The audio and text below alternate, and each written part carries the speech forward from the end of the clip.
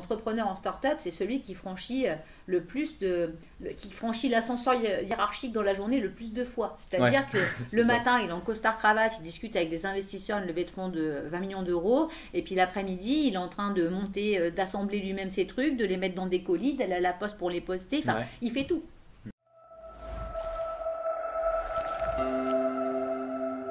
Salut à tous, c'est J'aime entreprendre, on se retrouve pour notre format du Get Talk et aujourd'hui on va parler avec Claire Chanterelle qui est la créatrice et la directrice de l'incubateur Tarmac à Innovalley. Et Claire Chanterelle, merci de nous recevoir chez vous au Tarmac. On est ravis de vous interviewer. Nous on est ravis de vous recevoir. Super. Alors on va pouvoir commencer cette interview peut-être par tout simplement l'explication du nom. Pourquoi le Tarmac? Qu'est-ce que ça représente comme idée? Alors du nom, on a beaucoup bataillé pour trouver le nom et nous on avait envie d'une part que ça représente quand même ce qu'on y fait. Donc ce qu'on y fait, c'est accompagner des créateurs d'entreprises sur leur phase de démarrage, donc de décollage, d'accélération. Et donc on s'est dit le Tarmac finalement ça représente assez bien notre métier. Et puis en plus on cherchait un nom qui nous permette d'avoir un environnement graphique, de communication où on puisse se faire plaisir et aussi où les gens puissent dire tiens je vais aller au ou je vais aller à la. Donc les gens ça a tellement bien pris que du coup même le bâtiment qui n'est pas que dédié au Tarmac, tout le monde dit je viens au Tarmac. D'accord. Donc ça a marché. Donc c'est finalement aussi un nom qui est facile dans l'imaginaire parce que ça représente bien ce que vous faites et puis c'est pratique pour les gens du coup. Est-ce que vous pouvez nous expliquer peut-être, parce que j'ai vu que vous aviez créé, je crois, cet incubateur en 2014. Est-ce que vous pouvez nous expliquer tout simplement pourquoi? Qu'est-ce qui vous a pris un jour de vous lever et vous dire je vais créer un incubateur? Ça faisait 10 ans que j'en rêvais. Pourquoi? Parce que Innovalley, c'est une technopole.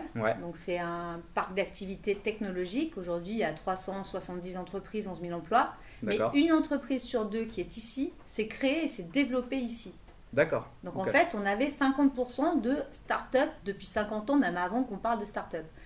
Et une entreprise, quand elle se crée, nous, le rôle de l'association a toujours été de les accompagner, de les aider, d'aider tous les entrepreneurs. On est une association d'entrepreneurs au service des entrepreneurs. Et on s'est dit, ce qui est dommage, c'est quand même toutes les technopoles, elles ont des incubateurs et les premières années, elles sont hyper importantes pour une start-up parce que plus on est technologique, plus on a de R&D, plus l'accès au marché il est long, plus on a besoin d'être aidé. Donc voilà, l'idée de l'incubateur, il était là. On s'appuyait sur ce qu'on savait faire. Il y avait un vrai besoin qu'on connaissait très bien parce que ça faisait déjà des années qu'on accompagnait des boîtes techno. Et voilà, on avait tous les ingrédients pour le faire. D'accord, et vous me tendez une perche pour la prochaine question. Est-ce que du coup il y a une caractéristique, une valeur commune à toutes les startups qui sont incubées? La techno peut-être? Alors oui, la techno, ça c'est sûr, parce qu'on a un incubateur techno, donc par rapport à d'autres pépinières type La Poussada avec qui on travaille, eux ils sont généralistes, ils accueillent tout type de projet. Nous il faut qu'il y ait un bout de techno. D'accord. Mais après, quand on dit techno, souvent aujourd'hui on entend deep tech. Et alors on a des startups deep tech, des vrais qui sont issus des laboratoires publics, qui viennent de Linxium, etc. Ça fait partie de nos cibles, mais c'est pas les seuls. Nous on peut aussi accueillir, on est complètement agnostique. Il n'y a pas besoin que ça vienne de la recherche, il n'y a pas besoin que ça soit une pure start-up avec un modèle levé de fonds, capitalistique, etc. Nous, ce qu'on veut, c'est créer des entreprises et des emplois dans l'innovation. D'accord. Donc, on a aussi des projets où l'innovation technologique, elle n'est pas révolutionnaire. Enfin, aujourd'hui, une marketplace, une appli web mobile, c'est pas révolutionnaire technologiquement parlant, c'est pas grave. Ce qu'on veut, c'est créer des emplois. D'accord. J'ai bien saisi l'objectif. Et est-ce que vous auriez une success story dont vous êtes particulièrement fier? Il y en a plein. J'imagine. En 7 ans, il y en a plein. J'imagine. Et dans des modèles différents, on a des belles success stories sur un modèle pure start-up. D'accord. Dont Waga Energy, par exemple. Voilà, Waga Energy, c'est un super exemple de... pour nous, il y a un peu tous les ingrédients parce que c'est une vraie innovation technologique, c'est une première mondiale. C'est de l'économie circulaire, donc ça va dans le sens de la planète, de la préservation, de la transition énergétique, etc. C'est un modèle, et ça va créer beaucoup d'emplois. Et en plus, c'est un modèle industriel et réindustrialiser aussi la France et notre territoire, c'est partie de nos enjeux. Donc ça, typiquement, c'est une start-up qui représentait beaucoup de nos valeurs. Sur ce modèle-là, on en a d'autres. On a NH TerraGeeks, on a TIve, on a Remedy Labs, donc des modèles très start-up. Mais on a aussi d'autres qu'on a accompagnés et qui sont plutôt sur un modèle bootstrap, développement par chiffre d'affaires, dont on entend peut-être moins parler, mais qui se développent bien, comme Apitrack, comme Nlabs, c'est aussi des entreprises qu'on aime bien. D'accord. Est-ce que vous auriez par hasard un conseil pour une startup qui voudrait se faire incuber chez vous? Alors, le premier conseil, c'est de ne pas rester tout seul. S'entourer pour un entrepreneur, c'est ultra important. D'accord. Parce que l'entrepreneuriat, c'est une aventure géniale. Enfin, ceux qui la vivent, ils en sortent différents. Mais par contre, c'est quand même un chemin semé d'embûches. Ouais. C'est pas un long fleuve tranquille. Et le faire tout seul, c'est quand même très casse-gueule. Ouais. Voilà. Ouais. Donc, s'entourer.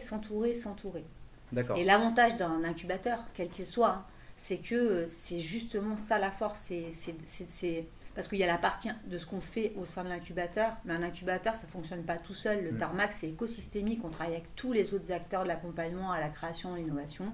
Et ce qui est compliqué quand on crée aujourd'hui, c'est qu'il y a plein de dispositifs, il y a plein d'acteurs, mais on ne sait jamais à quelle porte frapper, pour faire quoi et à quelle étape.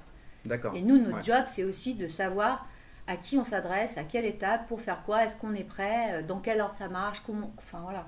Ça, c'est une des forces. Donc il faut vraiment bien connaître les startups pour savoir où elles en sont et à Ouais. qui elles ont besoin de parler en fait. Et en plus, ça bouge tout le temps, parce que même les règles du jeu, elles changent, même les règles du jeu dans le financement, dans l'industrialisation, et nous, on en apprend tous les jours. En 7 ans, moi, j'ai appris des tonnes de choses, quoi. Et on continue, et c'est pour ça aussi qu'on fait partie, par exemple, nous-mêmes, de tous les réseaux, des réseaux de Grenoble, mais aussi du réseau national des technopoles, du réseau régional des pépinières au RAPEPS, parce que nous aussi, on a besoin de se former, de partager des expériences, Voilà, c'est difficile, on ne peut pas anticiper tous les problèmes qu'on va rencontrer. Et voilà, il y a un moment où l'entrepreneur, il en a un. Quand l'entrepreneur, il a un problème, ça devient un autre problème aussi. Donc, il faut qu'on trouve les moyens de le résoudre. Alors, j'ai une question aussi par rapport du coup à votre incubateur. J'ai pu voir sur le site de l'incubateur que en fait, n'importe quelle start-up au plan de la maturité pouvait venir chez vous. Qu'est-ce que ça veut dire? Alors, c'est vrai et c'est pas vrai. C'est-à-dire que oui, on peut venir en pré-création. On n'est pas obligé d'avoir créé. Mais il y a quand même des étapes dans lesquelles il faut être. C'est-à-dire qu'en gros, il ne faut pas être trop amont. Quelqu'un qui a juste une idée, mais qui est vraiment trop loin, c'est trop tôt. D'accord. Ou qui a juste un produit. Pour nous, une entreprise, en gros, il faut, une fois que les 9 cases du business model Canvas, que vous devez connaître par cœur, sont à peu près claires sur une V1, parce qu'on sait très bien que ces 9 cases-là, elles vont changer 12 fois pendant tout le temps de l'incubation, mais n'empêche qu'il faut quand même avoir une vision globale d'un projet d'entreprise avec une roadmap qui soit globalement cohérente. Voilà, ce qu'on va regarder, c'est est-ce que l'approche, c'est une approche entrepreneuriale où on a une idée qu'il faut avoir un plan de financement, il faut avoir un bout de plan d'idée de développement commercial, de cible, de roadmap aussi, des ressources humaines. Enfin voilà, il faut que globalement le projet, ça se tienne. Ça, c'est l'étape minimale. Sinon, on va réorienter, ça veut dire qu'on va accompagner quand même, mais on ne va pas les prendre, faire cramer du cash en prenant des bureaux, etc. Même si on n'est pas cher, c'est déjà du cash qu'on crame trop tôt. Donc, des fois, il vaut mieux structurer avant. Et à l'inverse, si la start-up elle est déjà créée depuis 5 ans, qu'elle roule déjà, c'est trop tard. Elle n'a plus besoin de nous non plus. Donc, la bonne étape, c'est un peu entre les deux. On a une idée, maintenant, c'est à peu près calé. On a un bout de POC, de Proof of Concept, d'un produit ou d'un service. On a une vague idée de à qui on va le vendre, comment, voilà. Et là, c'est le bon moment. Donc l'incubation, c'est quoi? C'est quelques mois, 5 ans? 3 ans. 3 ans. Normalement, c'est 3 ans max. D'accord. Après, nous, on est associatif, donc on n'est quand même pas ultra administratif. S'il y a des retards pour X raisons qu'on connaît très très bien, parce que la levée de fonds a pris plus de temps, parce qu'ils ont pivoté sur le marché et que du coup, ils ont perdu 12 mois, on va pas leur dire non, c'est bon, là, allez, tu sors. D'accord. C'est pas le but. Ça s'adapte quand même bien. Ça s'adapte. Il y en a qui restent, les plus courts, ils sont peut-être restés 12 mois. Lancé, par exemple, Lancé Énergie. Voilà, eux, ils sont venus, ils venaient de Linxium. Ils sont venus là pour démarrer. Après, ils sont passés chez l'accélérateur d'ST. Maintenant, ils volent de leur propre aile. Nous, on sait qu'on n'est qu'une étape sur le parcours. Donc, la durée de l'étape, elle est variable en fonction de la croissance et des besoins. Mais globalement, il faut 3 ans, c'est quand même le minimum, quoi. Parce que l'objectif, c'est quoi? C'est que au terme des 3 ans, soit ils ont atteint leur premier marché, donc ils démarrent leur démarrage commercial, chiffre d'affaires, et ils arrivent globalement à être à peu près rentables. Ça, c'est l'hypothèse 1 pour les modèles un peu PME, on va dire. Et l'hypothèse 2, c'est sur un modèle start-up, ça y est, ils ont sécurisé, ils en sont à la première ou deuxième levée de fonds, ils ont de quoi voir venir, voilà. D'accord, ok. C'est ça les sorties, quoi. Et il y a quelque chose qui m'a marqué sur votre site, c'était que l'incubateur était là pour booster aussi, si je reprends l'expression, pour booster la bonne humeur. Ouais. Est-ce que vous pouvez parler un peu de cet esprit de l'incubateur? Pour nous, c'est hyper important pour plein de raisons. D'abord parce qu'on passe beaucoup d'heures au travail, nous y compris. Ouais. Et que voilà, tant qu'à faire, je pense qu'on fait bien que les choses qu'on aime. Et que entreprendre, déjà pour entreprendre, il y a un truc, il faut aimer les emmerdes. Ouais. Voilà. Il faut aimer les problèmes, parce qu'il y en aura tout le temps. Donc si on n'aime pas les problèmes et qu'on aime bien les choses bien tracées, etc., il ne faut pas faire de l'entrepreneuriat. Ouais. Mais par contre, la meilleure façon de résoudre les problèmes, c'est quand même de les prendre avec de l'humour, de l'entrain, de la passion et de la bonne humeur. Et ça aide quand même à franchir plein de caps. Donc pour nous, c'est important même pour l'entrepreneuriat. Et donc oui, pour nous, les entrepreneurs ici, il y a un esprit un peu famille, quoi. D'accord. Il y a une vraie complicité, il y a un vrai partage entre les gens, parce que ça soit entre eux ou entre eux et nous, on vit les hauts, on fête les réussites, on vit les bas, c'est de la vie au quotidien. On vit avec eux des fois 10 heures par jour, 5 jours sur 7 pendant 3 ans. Voilà quoi, ça... Donc c'est une communauté en fait, un incubateur. C'est vraiment, bien sûr. Ouais. La grande force d'un incubateur, c'est la communauté. D'accord. C'est la communauté entre eux, c'est la communauté entre eux et l'équipe de l'incubateur, et entre tous les gens de l'incubateur et l'écosystème extérieur. Parce que même tous les partenaires avec lesquels on travaille, c'est vrai. Je veux dire, nous, on a créé des relations de confiance avec tous les experts avec qui on bosse. Quand il y a un entrepreneur qui nous appelle à 22h parce qu'il a un problème, je peux aussi appeler l'expert comptable ou le banquier et lui dire « T'as vu, j'ai un problème avec telle boîte, pourquoi, est-ce que tu sais, etc. etc. » Et ça, c'est une entraide qu'on noue dans la durée parce qu'on a une vraie relation humaine d'abord. D'accord. C'est vraiment une force de ce côté-là. Ouais. L'entrepreneuriat, c'est de l'humain. Ouais, bien sûr. Et vous aviez donc expliqué que, en gros, il y a de quelques mois à 3 ans, il y a différentes situations pour les startups. Mais est-ce qu'il y a une problématique générale qui ressort? Est-ce qu'il y a vraiment un côté, que ce soit juridique, que ce soit accompagnement financier, qui est vraiment souvent là pour les startups? Il y a plusieurs piliers qui sont un peu liés. Mais le premier, oui, il y a le financement. Ça fait partie... dans la régularité de ce qu'on doit faire dans l'accompagnement, oui, il y a un accompagnement sur le financement, sur la roadmap du financement, sur l'optimisation financière à chaque étape, entre les subventions, les aides fiscales, les levées de fonds et les prêts bancaires. Tout ça est une mécanique assez complexe et ça, oui, ça fait partie de la problématique, c'est sûr. D'accord. La deuxième, qui pour moi est la plus importante sur des startups tech, c'est le business. C'est que souvent, une start-up tech, elle est créée par des gens qui ont des profils très techniques, forcément. Donc, ils sont ingénieurs, ils sont docteurs, ils sont chercheurs, etc. Mais devenir chef d'entreprise, c'est ne jamais oublier qu'on peut avoir la meilleure techno du monde. Si on ne sait pas la vendre, si on ne sait pas identifier un marché, si on ne sait pas travailler un besoin client, si on ne sait pas faire du marketing, si on sait pas, ça ne marchera pas. Ça ne va pas se vendre tout seul. Et ça, c'est un vrai enjeu. Et aujourd'hui, beaucoup de nos ateliers, beaucoup de nos coachings, beaucoup de nos experts nous aident à accompagner les boîtes sur toute cette partie-là. Parce qu'on a beau être une start-up, c'est-à-dire même en levant des fonds, la levée de fonds, elle n'est là que pour temporiser l'accès au marché. Bien sûr. Mais une entreprise, ça a des clients et ça doit faire du chiffre d'affaires. Sinon, c'est pas une entreprise. Sinon, c'est Carotte 4.0. Ça marche pas. Je sais pas si vous l'avez vu, mais voilà, c'est l'exemple de tout ce qu'on veut pas ici, quoi, Carotte 4.0. Ouais, d'accord. Et en parlant du coup de la troisième, excusez-moi, pas de problème. C'est la partie ressources humaines. D'accord. Oui, parce qu'un des piliers aussi de la croissance de la boîte, c'est la croissance des équipes. Et donc comprendre, recruter, fidéliser, former. Donc on a un gros travail aussi avec les écoles, avec les partenariats, avec les écoles, etc. pour les aider aussi à recruter, à faire croître leurs équipes, à devenir managers. Puis à se faire connaître dans ces milieux de recrutement aussi. Exactement. Et le quatrième, peut-être pour ceux qui sont du produit, c'est toute la partie qui est souvent sous-estimée aussi, sur laquelle on a beaucoup travaillé, c'est l'industrialisation. Parce que c'est pas parce qu'on a un POC, voire un proto qui marche dans son garage, qu'on va pouvoir industrialiser à grande échelle, avec toutes les certifications nécessaires pour l'accès au marché, etc. Et ça, c'est très sous-estimé et ça fait partie des challenges. D'accord. Et dans le logiciel, comme dans le hardware.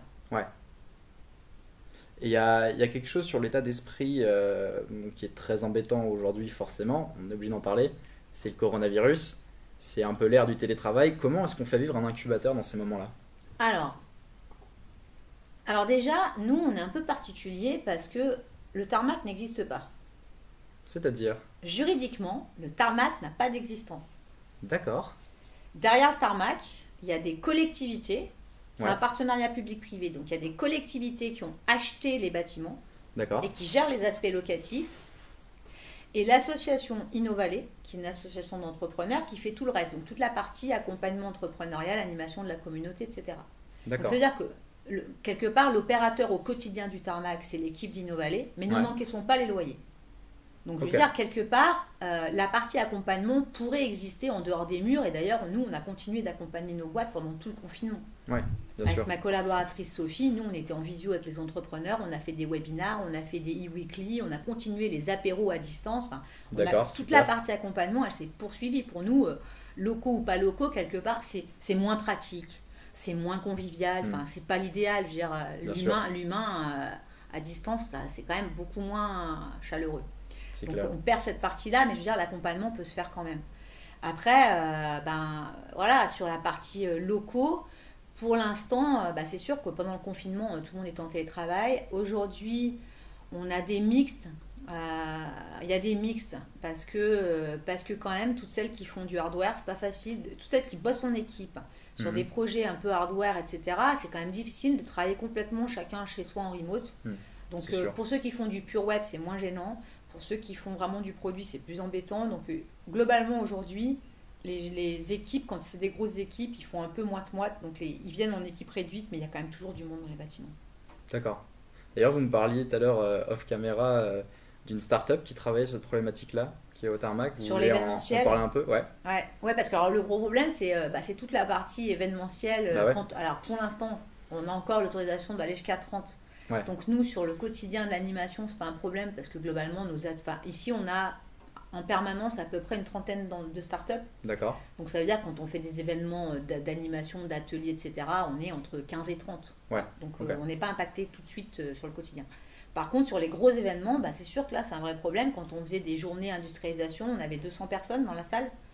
Ça, aujourd'hui, c'est pas trop possible. C'est pas trop possible. Donc, effectivement, on a la startup Rock'n'Roll qui, elle, a travaillé. Ils faisaient déjà depuis le début de la captation automatique. Donc, ils ont des caméras autonomes intelligentes qui sont capables de capter en temps réel des gens dans une salle, de repérer qui parle, de zoomer sur la personne qui parle. En gros, dans 2 valises, on remplace 3 caméramens, un monteur, un régisseur. Ok. Tout ça est fait de manière automatique avec de l'IA dedans. Et maintenant, ils ont couplé ça avec une solution de visio qui permet de faire des événements à la fois en physique et à distance, des événements hybrides. Du coup, il y a des gens sur place, sur scène, dans une salle. Eux, ils sont captés en temps réel par les caméras. Ils sont streamés sur la plateforme et les gens peuvent interagir à distance. D'accord, donc c'est super parce que là, ça arrive vraiment ça arrive à point nommé. Super. Alors, on a une question parce qu'on reste quand même des étudiants. Donc, une question sur les étudiants entrepreneurs. Nous, on les accompagne beaucoup à J'aime entreprendre à Grenoble École de Management, je veux dire, parce que on a un pôle qui accompagne les porteurs de projets. Donc là, pour le coup, c'est vraiment des étudiants qui ont une simple idée et qui doivent encore la maturer. Quelle est la place de ces étudiants entrepreneurs au tarmac? Est-ce qu'ils peuvent y venir? Qu'est-ce qu'il y a de prévu pour eux? Alors, historiquement, nous, on avait contribué, Innovalet avait contribué bien avant le tarmac à la création de la maison de l'entrepreneuriat. Après, nous, on s'est beaucoup impliqué au démarrage du tarmac dans le Pépitosé. On fait partie encore des jurys, etc. Bon, alors, des fois, selon le temps dont on dispose, parce que voilà. J'imagine. Mais... Et à un moment, oui, il avait été décidé d'ouvrir, par exemple, les ateliers du tarmac à des étudiants entrepreneurs. D'accord. Après, la difficulté, c'est d'y avoir accès, d'être à jour, de transférer les infos aux bonnes personnes, etc. Mais en soi, oui. En soi, alors nos événements sont réservés en priorité, bien sûr, aux gens du tarmac. Mais nous, on est associatifs. On n'a pas, notre seule mission, c'est de créer des emplois sur le territoire. On ne prend pas de part au capital des boîtes, etc. Nous, c'est pas... Donc, quelque part, nous, quand on a un intervenant qui vient, s'il reste des places disponibles, nous, elles sont ouvertes aux entrepreneurs de la Poussada, par exemple. Elles sont ouvertes aux étudiants entrepreneurs. Nous, on veut favoriser l'entrepreneuriat. C'est ça notre mission. Bien sûr. Bah, c'est bon à savoir, du coup. Donc voilà, et d'ailleurs ça me fait penser qu'il y a un nouveau dispositif qui est hyper intéressant, que vous pouvez diffuser aux étudiants entrepreneurs, c'est que la French Tech a lancé les French Tech Tremplin. French Tech Tremplin, l'objectif c'était de favoriser la diversité dans la tech. D'accord. Donc il y a deux programmes, il y a un programme prépa, donc pour ceux qui sont très amont. Donc ça ne s'adresse pas à tous les publics, c'est les publics, donc pour les étudiants, c'est par exemple les étudiants boursiers. D'accord. Ou alors qui résident dans un quartier politique de la ville, donc dans certains quartiers prioritaires. Ça peut être aussi des réfugiés ou des gens qui sont au RSA. Mais ça, c'est moins, pour les étudiants, c'est moins vrai. Mais ces publics-là, ils peuvent avoir, donc la partie prépa, c'est vraiment de l'accompagnement pendant 6 mois du projet, justement. Et ça, c'est fait avec plusieurs incubateurs de Grenoble. D'accord. Moi, je ne me suis pas impliquée sur la prépa parce que c'était vraiment très amont et qu'on ne peut pas être sur tous les fronts. Mais je sais que Ronalpia, par exemple, en a fait partie. Je crois que la Foussada aussi. Enfin, il y a pas mal d'acteurs qui en ont fait partie. Le village aussi. Et maintenant, ils ont lancé un volet incubation. Et là, c'est hyper bien parce que quand la start-up est créée, s'il y a un des fondateurs qui répond à ces critères, il a jusqu'au 15 octobre pour répondre à un appel à projet en ligne et il touche 42 000 € de la BPI. 30 000 pour mettre au capital de sa boîte et 12 000 pour être incubé gratuitement du coup pendant 1 an dans un des incubateurs labellisés. Et on est 6 labellisés à Grenoble, dont le Tarmac. Ah oui, effectivement. Donc c'est hyper intéressant. Et ça a été mis en place cette année, c'est ça ? Là, on a eu les réponses de l'appel à projet. Nous, on a répondu aux appels à projet en août et on a eu les réponses la semaine dernière. Et donc là, la candidature, elle est ouverte maintenant. Là. D'accord, ok. Ah bah, on arrive au bon moment. C'est parfait. Et nous, on trouve ça bien parce que la diversité, c'est bien, quoi. Ouais, carrément. D'accord, bah ça je ne savais pas. On va relayer ça. Une question qui est importante, du coup vous nous en parliez aussi un peu tout à l'heure off caméra. Comment vous gardez ce lien avec les startups qui vous ont quitté ? De plein de manières, parce que d'abord, quand on a vécu des choses fortes avec les gens pendant 3 ans, c'est vrai qu'eux aussi, ils gardent le lien, ils gardent le réflexe aussi, même quand ils sont... Alors déjà, il faut savoir que 50% des boîtes qui quittent le Tarmac restent sur InnoValley, parce qu'on a créé des partenariats avec des entrepreneurs autour, donc on a créé des hôtels d'activité post-Tarmac, on a essaimé un peu autour du Tarmac, donc aujourd'hui on en a 4 hôtels autour, dans un rayon de 250 mètres, donc ils sont pas très loin. Donc quand on fait des événements, ils peuvent venir à pied, tout ça, donc en fait pour nous ils sont toujours là, quoi, souvent. Donc ça déjà, et même pour ceux qui partent plus loin, ils gardent quand même le réflexe de nous appeler, on fait aussi des événements 1 fois par an, on fait un barbecue, bon voilà, j'espère que on peut continuer, on fait un barbecue où on invite tous les anciens, enfin voilà, donc oui, on garde le lien. D'accord. Nous on continue à les suivre, on est abonnés sur tout leur réseau, on continue à relayer leurs infos quand ils ont des success stories, et ils nous appellent quand ils ont des problèmes. D'accord. Donc pas tous, mais globalement. Ça devient un peu une ville en fait. Ouais. Nous, on avait conçu le Tarmac un peu comme si on faisait le parallèle avec le milieu du sport. Pour moi, ma vision du Tarmac, c'est que c'est l'école de formation de l'équipe 1 de demain, quoi. Plutôt que d'aller acheter des gros joueurs très chers à l'étranger, si on les forme sur place et qu'on les garde, c'est mieux, quoi. C'est le centre de formation. Donc c'est le centre de formation c'est ça ma vision du Tarmac. D'accord. Et ça a plutôt bien marché, donc c'est chouette. Et vous parliez tout à l'heure du format un peu particulier du Tarmac, parce que c'est donc effectivement c'est hybride, c'est privé et public. Qu'est-ce que ça veut dire exactement ? Qu'est-ce qu'il y a derrière ? Alors, ça veut dire que les collectivités, elles gèrent les aspects locatifs, premièrement. Et c'est pour ça qu'il y a des loyers aussi peu chers. D'accord. Clairement. C'est une volonté vraiment des collectivités de s'impliquer dans le soutien à la création d'activités économiques et d'entreprises. Donc nous, on est très très bas en termes de prix par rapport au prix marché. Et en plus de ça, les collectivités soutiennent l'association InnoValley sur cette activité Tarmac, qui est l'activité start-up, qui est structurellement déficitaire. Parce que contrairement à ce que tous les gens, ce que la presse, malheureusement, la presse, elle ne relaie que les levées de fonds. Donc en fait, les gens pensent que la start-up est riche par nature. Mais c'est pas vrai. Enfin, je veux dire, nous, au stade où nous, on les accueille, la start-up, elle a beaucoup de besoins, mais elle n'a pas de moyens. Elle n'a pas de chiffre d'affaires. Les dirigeants ne se payent pas. Elle n'a pas encore levé des fonds, donc ses moyens, ils sont super limités. Et c'est là où nous, on a tout notre sens. Parce qu'aujourd'hui, il n'y a qu'une structure parapublique ou associative comme la nôtre qui peut... ça ne serait pas rentable en soi. Donc, il y a les collectivités sur la partie locative, mais même sur la partie accompagnement, nous, on ne prend pas de part au capital, on ne facture pas des frais de consulting, etc. Donc, nous, une start-up qui rentre chez nous, elle paye 150 € de loyer, un bureau de 10 mètres carrés pour 2, et des fois, ils sont 3 dedans, avec accès aux salles de réunion, à la cafétéria, aux espaces communs, etc. Et elle paye en plus de ça 35 € de forfait d'accompagnement par mois pour nous, l'association Innovallée. D'accord. Donc vous imaginez bien qu'avec 35 x 30, on ne vit pas, quoi. Non, voilà. Non, c'est sûr. Et donc, c'est l'intérêt du modèle, c'est ça. Et moi, je dirais, avant qu'on monte le Tarmac, j'étais montée à Paris, j'avais rencontré plein de structures, etc. Et j'avais rencontré un accélérateur privé qui prend des parts. Et quand j'avais expliqué mon modèle, il m'avait dit, mais c'est horrible, tu cumules le pire des deux mondes. Et j'ai réfléchi beaucoup à cette phrase, quand même, et je me suis dit, en fait, non, on cumule le meilleur des deux mondes. Parce qu'on a du public, toutes les valeurs qui sont l'intérêt général, la partie associative, etc., qui est hyper important. Parce que justement, on est neutre, on est désintéressé, on n'a aucun autre intérêt que la réussite de nos boîtes. Et notre seule réussite, c'est la leur. Mais financièrement, on n'a rien à y gagner en soi. Donc on est vraiment neutre. Mais par contre, on est quand même une assoce. Innovallée est une association qui est autofinancée à 88%. Ok. Donc ça veut dire que toutes les questions qui se posent, on se les pose. On vit essentiellement, enfin Innovallée vit par les services qu'on propose aux entreprises Innovallée. Donc ça veut dire que les questions de financement, de budget, de marketing, de proposition de valeur, etc., c'est nos questions au quotidien. On n'est pas une association subventionnée à 90%, quoi. Donc la culture entrepreneuriale, on la vit au quotidien. Et sur un mode qui est proche de celui des startups, parce que on a quand même des budgets associatifs assez frugaux. Donc on a l'habitude d'arriver à faire beaucoup de choses avec peu d'argent. Peu de moyens, D'accord. Donc du coup, vous conseillez d'autant mieux les startups sur ce plan-là, parce que vous le vivez au quotidien. On les comprend bien, quoi. Ok.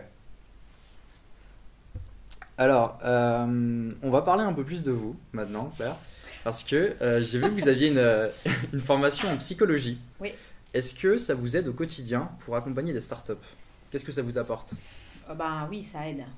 Ça aide parce que c'est une aventure humaine et que dans l'aventure humaine, y a des hauts et des bas à titre personnel pour les créateurs, parce que malheureusement, même si on a un gros taux de pérennité par rapport à la moyenne. Là, j'ai fait les stats avant de vous recevoir quand même. Je me suis dit, je ne sais jamais si on peut vous C'est bien vu. J'ai regardé en 7 ans sur les entreprises créées, on a un taux de pérennité de près de 80% aujourd'hui. Ah ouais, quand même. Ce qui est exceptionnel parce que généralement, il y a plutôt 50% de casse dans les premières années. Voilà. Mais malgré ça, il y en a quand même. Il y a quand même des échecs, il y a quand même... Alors, soit il y a des abandons avant la création, ceux-là, ils ne sont pas dans les liquidations, donc ils ne sont pas dans ces pourcents-là, mais quand même, il y en a une petite partie. Et nous, ce qu'on veut, c'est accompagner des gens. Avant d'accompagner des projets, on accompagne des gens. Ça veut dire que les aider à comprendre que l'échec, des fois, ça fait partie du chemin, que c'est pas parce qu'on a planté un projet, parce que c'était pas le bon time to market, c'était pas la bonne techno, c'était pas la bonne équipe, que ça y est, la vie s'arrête, quoi. Un projet, c'est jamais qu'un projet, on a raté celui-là, on en réussira un autre, quoi. Ou on rebondira. Donc, pour nous, c'est hyper important d'accompagner aussi, à titre personnel, les dirigeants dans la manière dont ils vont vivre ces étapes-là, y compris quand ça se termine pas comme ils l'auraient souhaité. Et c'est vrai quand ils doivent mettre fin à leur entreprise, c'est vrai quand il y a des problèmes d'associés et que notre rôle c'est aussi d'aider soit à ce que l'association se maintienne malgré les difficultés, soit à ce que la séparation elle se passe bien, quoi. À ce propos, du coup, vous avez déjà eu à résoudre des problèmes, des querelles même entre associés ou membres d'une équipe ? Ça peut arriver, ça arrive, ça arrive et c'est pas facile et c'est d'autant moins facile que une des difficultés, c'est malgré la relation de confiance qu'on entretient et qu'on essaie de développer et tout, souvent, malheureusement, ils viennent nous voir encore des fois quand c'est trop tard, ils nous alertent trop tard. Donc nous, on essaye de regarder tous les signaux faibles partout, etc. Mais n'empêche que des fois, c'est peut-être pas si facile que ça à détecter, surtout quand c'est un problème relationnel ou humain. Parce que quand ils ont un problème de financement ou de recrutement ou de com, ils viennent nous voir. Par contre, quand ils ont un problème entre eux, ça touche quelque chose de profond et c'est beaucoup plus difficile de venir. D'accord. Mais oui, ça sert. Ouais, j'imagine. Alors, du coup, une question qui nous tient, nous, particulièrement à cœur, parce que c'est vraiment ce qu'on pense dans l'association. On voudrait que les cursus entre étudiants soient décloisonnés, parce qu'on en a marre d'entendre dire qu'en école de commerce, on apprend du marketing, on apprend du business, mais on est entre nous. et les ingénieurs pareil. On a des choses à apprendre des uns des autres et on a peut-être même des startups à créer les uns avec les autres, vous en parliez tout à l'heure. Qu'est-ce que vous pensez de cette idée? Vous essayez de la mettre en pratique tous les jours au sein des équipes? Comment ça se passe? Ah oui, forcément, enfin, je veux dire, justement, la grosse difficulté de l'entrepreneur, c'est qu'il doit être tout à la fois, surtout au début. C'est-à-dire après, quand on est patron d'une grosse boîte et qu'on a toutes ses équipes, qu'on a son DRH, son CFO, son responsable marketing, il n'y a plus de problème. Mais au démarrage, on doit être tout à la fois. Donc oui, avoir des compétences transverses, c'est hyper important. Mais d'ailleurs, j'ai trouvé très bien l'initiative de l'UGA, qui a réuni le Pépitosé, l'IAE et l'INP. Justement pour décloisonner les cursus et faire en sorte que c'est pas parce qu'on est un G qu'on doit pas avoir des cours de marketing et de business, c'est pas parce qu'on est marketing et business qu'on doit pas s'intéresser à la tech. Enfin, voilà, moi j'ai une formation au départ qui est littéraire, philo, psycho, et pourtant aujourd'hui, alors bien sûr que c'est qu'un vernis de surface, mais je veux dire, dans la tech, je commence à comprendre quand même pas mal de choses, au moins en surface. Je n'irai pas faire des lignes de code, mais quand même, je veux dire, on peut quand même s'imprégner un minimum des enjeux de la tech aujourd'hui. Oui, c'est ça, l'idée, c'est pas qu'on devienne vraiment un expert dans tous les domaines. On peut pas. C'est vraiment qu'on s'intéresse à tout et qu'on fasse aussi des rencontres de gens qui vont nous apporter énormément de ce côté-là, quoi. Bah oui. Et puis parce que pour comprendre une problématique, il faut la comprendre. Une problématique, elle est jamais, elle est toujours un peu écosystémique. Elle est pas. Donc tout a des interactions avec tout. Et si on est trop comme ça, si on est focus sur une transversale, on loupe plein de choses. Et décloisonner, même dans les grandes entreprises aujourd'hui, enfin les grandes, on n'a pas beaucoup de grandes, on a beaucoup de PME sur Innovalley, mais du coup ils essaient quand même de décloisonner. Aujourd'hui les gens ils travaillent en groupe projet avec du pluridisciplinaire. Tout à fait.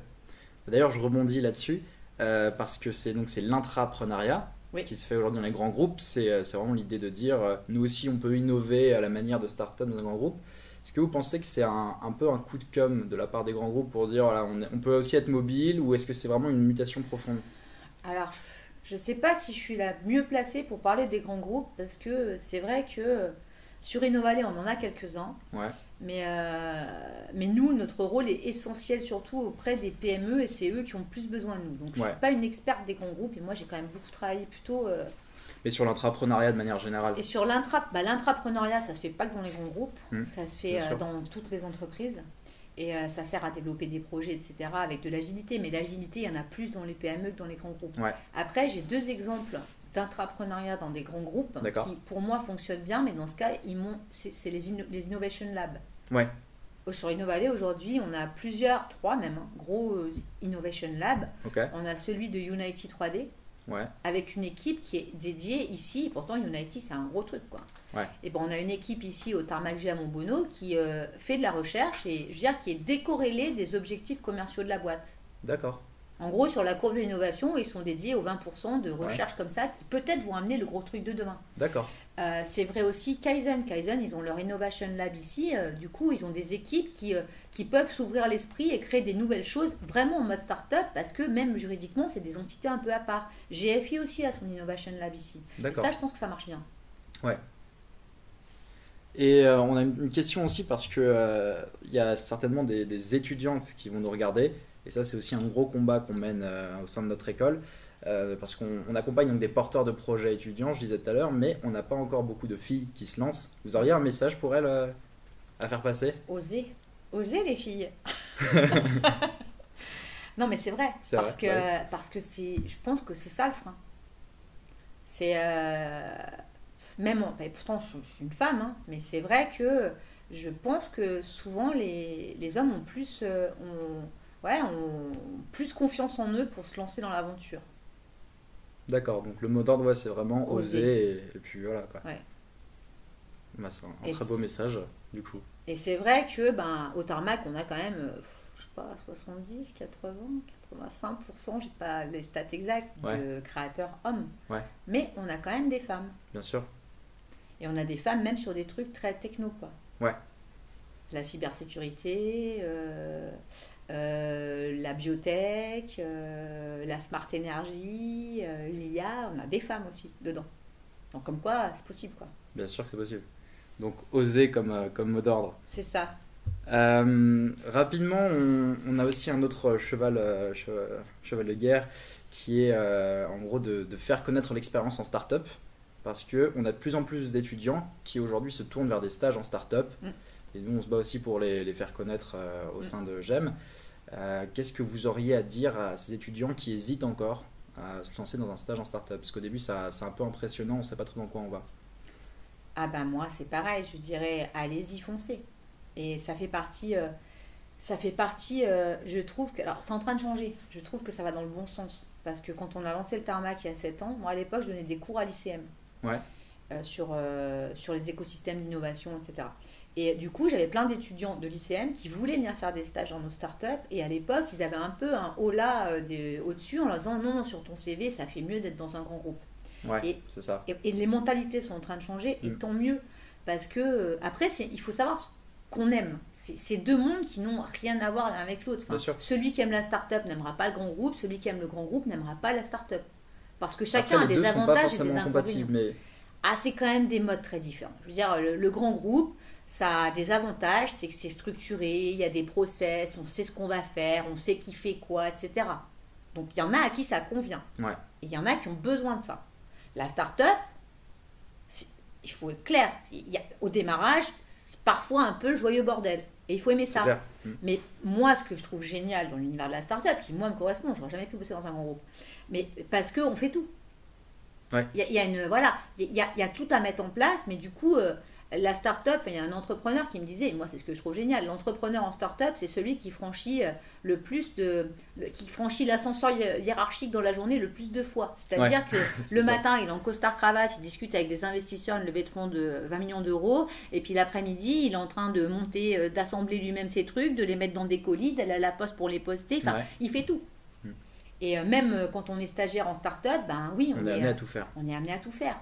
Même si on est, on fait son stage en commercial, mais il va falloir aider au SAV, il va peut-être falloir, il faut. Et ça, c'est ça qui est génial du coup, parce que on acquiert plein de compétences. Mais oui. Et puis du coup, on a beaucoup plus d'autonomie, etc. Quoi. Bien sûr. Donc moi, je trouve ça plus enrichissant, mais c'est personnel. Ouais, mais c'est culturel. De toute façon, je pense que le plus important dans la vie, en général, c'est d'être aligné. Il faut être aligné entre qui on est, ses valeurs, ce qu'on fait, ce qu'on veut faire. Voilà, je pense que la clé du bonheur, elle est là. Il n'y a pas de recette miracle, il n'y a pas une bonne voie et une mauvaise voie. Il faut choisir la voie dans laquelle on se sent bien. Et pour ça, il faut se connaître. C'est sûr. Et tout à l'heure, vous parliez de vos statistiques de réussite, du coup. Mais je suis quand même allé jusqu'au bout sur le site et j'ai vu qu'il y avait un onglet « Les crashs ». Oui. Quel est votre rapport à l'échec? Qu'est-ce que ça peut apporter à un entrepreneur d'ailleurs? Eh ben, moi je retiendrai. On avait participé plusieurs fois au Felcon. On avait fait des Felcon chats, on avait participé à la Felcon à Grenoble, etc. Et il y avait un des entrepreneurs qui témoignait et qui a dit un truc que moi je trouve génial. Il a dit, c'était pas facile, hein, mais il dit, moi sur le terrain, je me suis payé un MBA, quoi. C'est comme si je m'étais payé un MBA. Ouais. Et voilà, c'est pour moi, l'échec, ça veut rien dire. L'échec, il n'y a que quand on est mort qu'on peut savoir où on a réussi, où on a échoué. Avant, c'est une histoire qui se construit. Ce qui aujourd'hui semble un échec peut être la cause de la réussite de demain, et réciproquement. Enfin, je veux dire, c'est une photographie à l'instant T. La vie, c'est de la mouvance. Donc voilà, il n'y a qu'à la fin qu'on saura. Aujourd'hui, c'est encore tout est ouvert. Super. Et on va finir aussi en parlant du coup du fait qu'on organise le festival de l'entrepreneuriat à GEM. Ouais. Donc ça a lieu chaque année. La prochaine édition, ce sera en 2021, ça c'est sûr. Maintenant quand on verra, quand on le pourra, exactement. L'un des gros objectifs cette année, c'est aussi de se diversifier. Parce qu'on a eu beaucoup d'entrepreneurs l'an dernier, on devrait en avoir autant, voire plus cette année. Mais on aimerait aussi d'autres structures. Est-ce que vous viendrez à notre festival si on vous invite? Avec plaisir. Nous, on essaye d'être très proche des écoles. Après, il y a juste parfois, on est limité par la journée qui fait que 24 heures. Hein. Ouais, voilà. C'est clair. Mais sinon, en soi, je veux dire, on est hyper ouvert. On est présent sur les forums étudiants. On est présent, on essaye d'être sur les forums des emplois, sur les forums des stages. On participe à Option Innovation chaque année. On accueille des classes de collège et de lycée pour les sensibiliser à l'entrepreneuriat, pour leur faire rencontrer des startups. Enfin voilà, on fait le maximum de ce qu'on peut faire. Et donc oui, bien sûr. Super. Et on va terminer peut-être avec le mot de la fin. Si vous avez un message à... Mon Dieu. C'est osé. C'est ça. Mais non, j'aime pas les fins, moi. La fin, non, c'est un au revoir. Et bah du coup Claire, on a été ravis que vous nous accueilliez aujourd'hui et d'en apprendre plus du coup sur un incubateur parce qu'on n'avait pas encore eu ce type d'invité. Donc c'est vraiment génial pour votre temps en tout cas, merci. Et au revoir du coup, si je reprends votre mot de la fin. Et on se voit au festival. Exactement. Rendez-vous au festival. Rendez-vous au festival. Merci.